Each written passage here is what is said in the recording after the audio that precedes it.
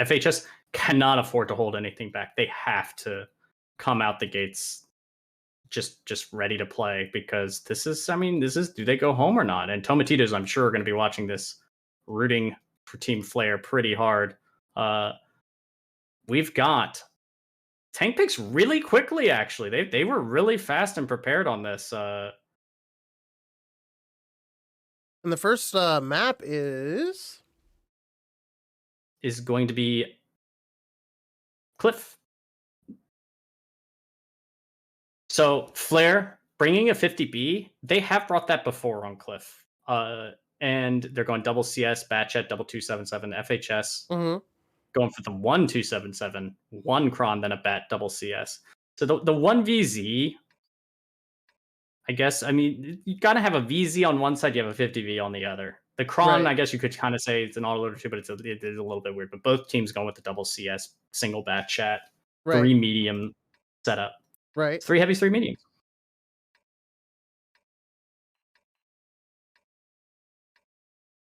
Just waiting to get it started. It's going in just a second here.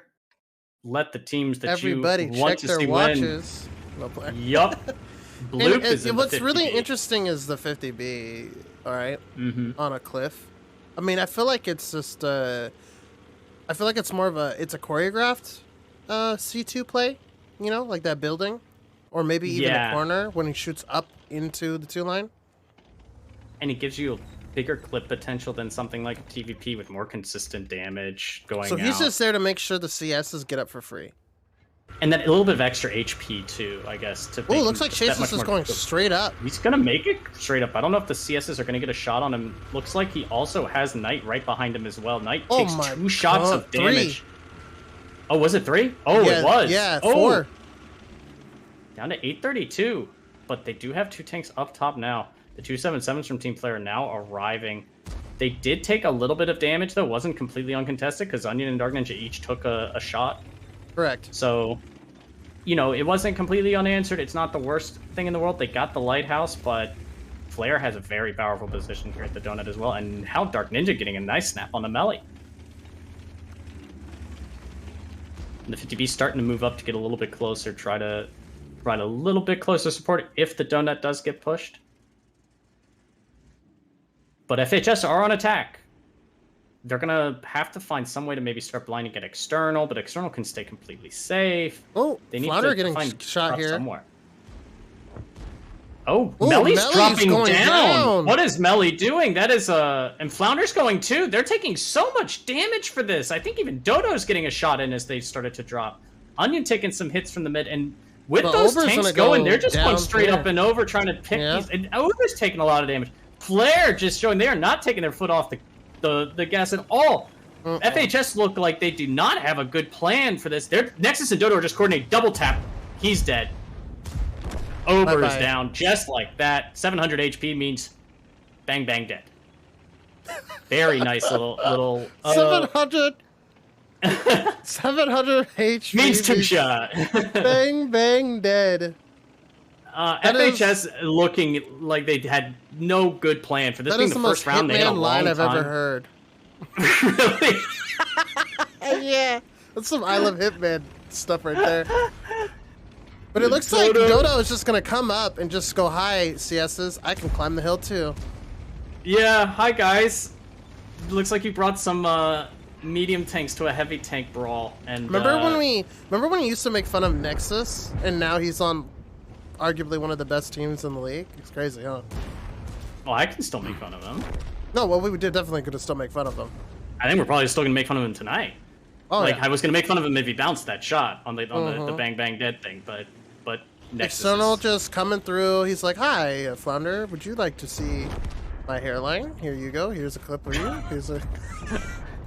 Wow, they must have been really rough on you in those games.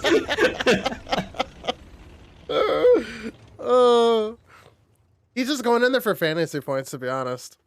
Of course. Wow, that was very decisive by Team Flare. They took the positions they wanted.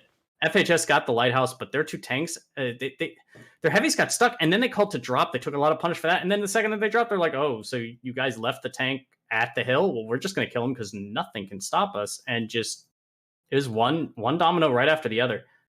FHS normally don't look like that. They usually have a plan in their first initials, and they're just they didn't have a good plan there. Correct. And Flare just dominating. Chase going up was, Chase going up made sense, but Knight after, there's no shot they didn't practice that timing. I feel like that's not a good timing.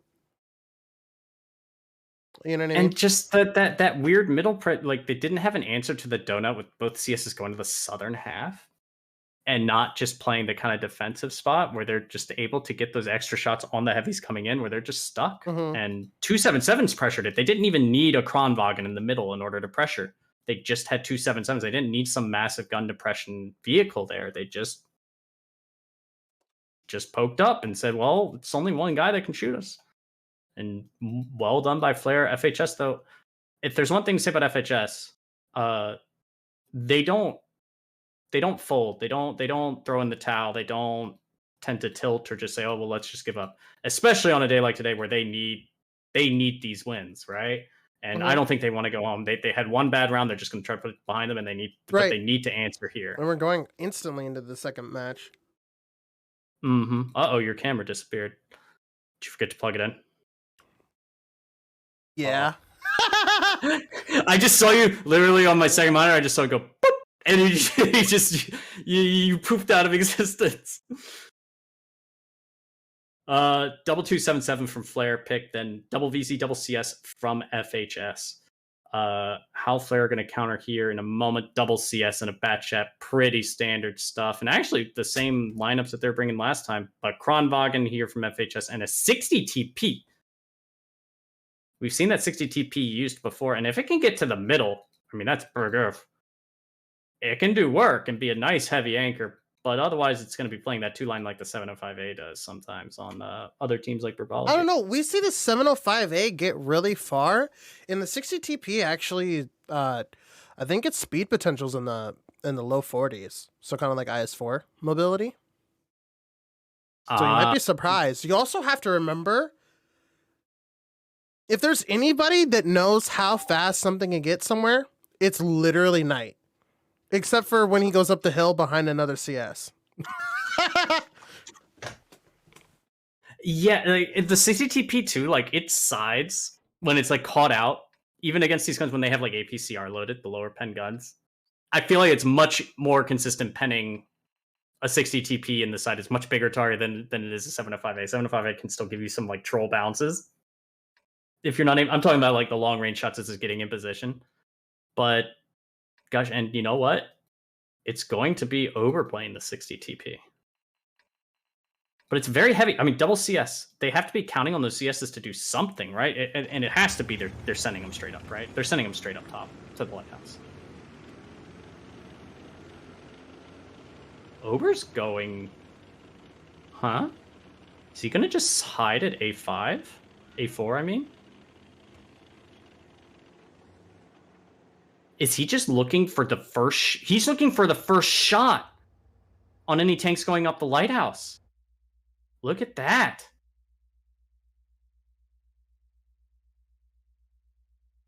I don't... But here's the thing, though. If he misses, he misses. You know what I mean? Yeah, he has to connect, and now it looks like they know, okay, well, they're not actually going immediately up. And now he's actually going to play this dip here, or he's going to go over to B2. But that dip's still pretty strong. Oh my god, and look it's an all-9 line. Flare's response to this.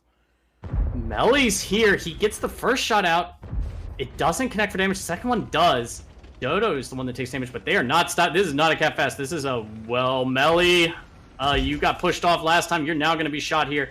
And they are trying to communicate. Melly, though, getting safe, but he will open himself up to Nexus and Onions. And they need to not overdo it with Melly and just let Nexus and Onion get the kill while the rest of them figure out what they're going to do, because the problem is the lighthouse is there, and they're just trying to get safe to it.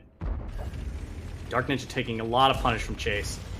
Flare down 2,000 HP. Now, getting the resets from here is going to be tricky because they're going to have to poke all the way over in order to get it. But they pick up Dark Ninja.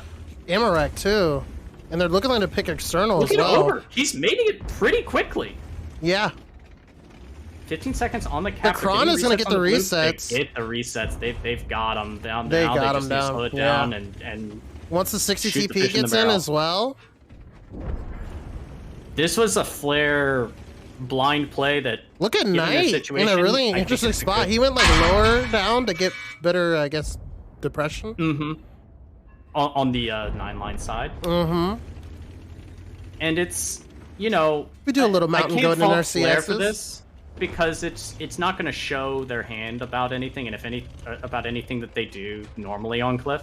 Right. If anything, if anyone's trying to watch in meta, it's like, oh, we have to be careful. They may do something crazy like this all the way on the 9-line, because if we play, say, 2-line and Donut, this could get bad.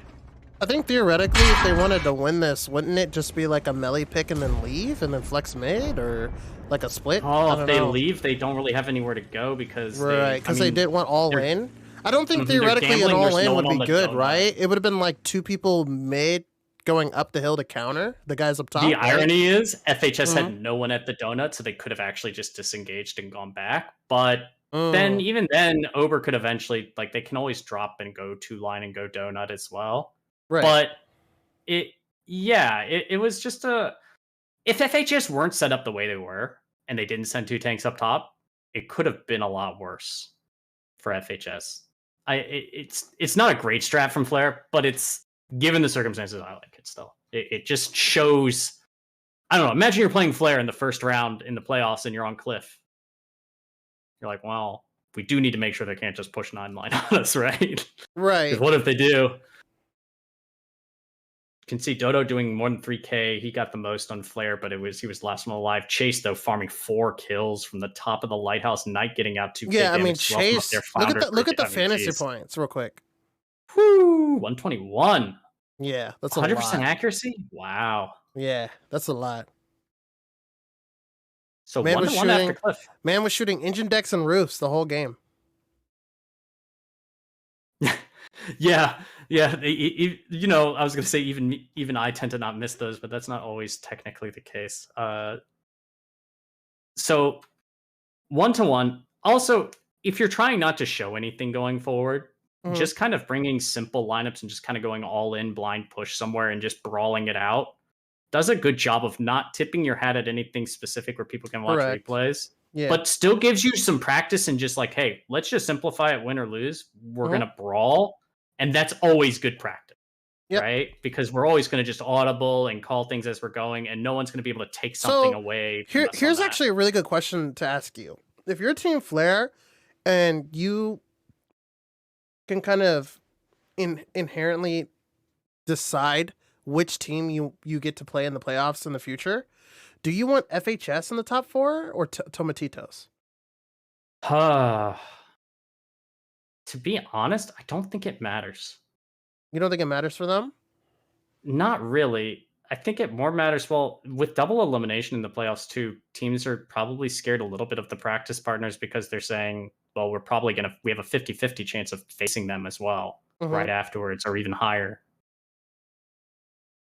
I feel like it doesn't matter because when I'm saying it doesn't matter is both teams are good.